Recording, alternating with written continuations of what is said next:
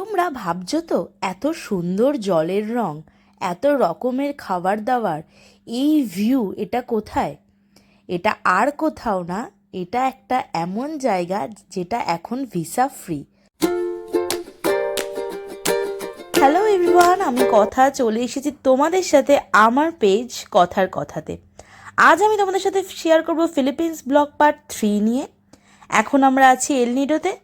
সকাল সকাল আমরা ব্রেকফাস্ট করে আমাদের ওয়াটার অ্যাক্টিভিটিসের জন্য বেরিয়ে পড়েছি, যেটা আমরা আগের দিন এখান থেকেই বুকিং করেছিলাম।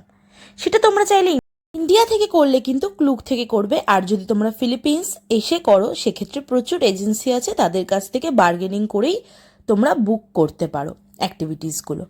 ফার্স্টে আমরা যিনি আমাদের বুক করেছে তার কাছে এসেছি, সে আমাদেরকে নিয়ে গেছে এখান থেকে স্নরকেলিং মাস্ক।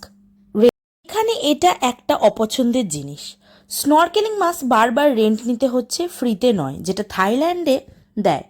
দেন আমরা পৌঁছালাম হেলিকপ্টার আইল্যান্ড। দেন ক্লোজ থেকে আমাদের ভিউ দেখাচ্ছিল, আর এই ভিউ দেখে আমি জাস্ট অবাক হয়ে গেছিলাম। জলের রং তা দেখে জাস্ট কি বলবো, আমার আর কোনো কথা বলার ভাষা নেই। এত সুন্দর ভিউ আমরা সত্যিই কোথাও দেখিনি।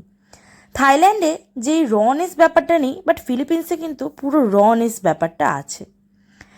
দেন আমরা বোট থেকে নামলাম, কারণ আমাদের এখন হবে লাঞ্চ ব্রেক।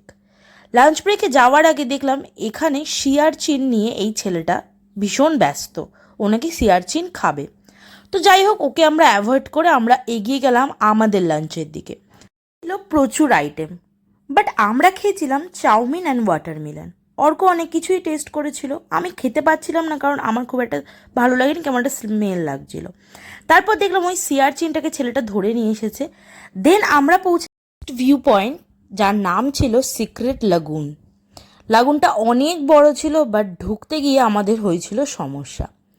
এই ছোট্ট হোলটা দিয়ে সবাইকে লাইন ওয়াইজ লাইন ঢুকতে হচ্ছিল, একটা লাইন বেরাচ্ছে আর একটা লাইন ঢুকছে, এই জন্য আরও ধাক্কাধাক্কি বেশি হয়ে যাচ্ছিল। বাট খুব ভালো একটা এক্সপিরিয়েন্স আমরা গ্যাদার করেছিলাম।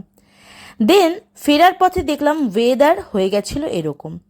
এত ভালো ওয়েদারে কোনো ফটোস বা ভিডিও না করলে চলে, তো এই ফাঁকে আমরা করে নিয়েছি। ডেস্টিনেশনে আমরা পৌঁছানোর জন্য রেডি হয়ে গেছিলাম। নেক্সট ডেস্টিনেশন ছিল আমাদের সিক্রেট বিচ, যেটা অনেকটা আমরা বোটে করে এসে তারপরে অনেকটা হেঁটে এই বিচটা আমাদের চোখে পড়লো। একটা বড় আইল্যান্ডের ভিতরে যে এরকম বিচ আছে তা না দেখলে বিশ্বাস করা যায় না। ফেরার টাইমে আমরা ওয়েদার পেয়েছিলাম এরকম হালকা মেঘ হালকা রোদ, একটা দারুণ ওয়েদার আমরা এনজয় করলাম আর খুব ভালো অ্যাক্টিভিটিস করলাম। তো চলো বাই, নেক্সট ভিডিও আসছে খুব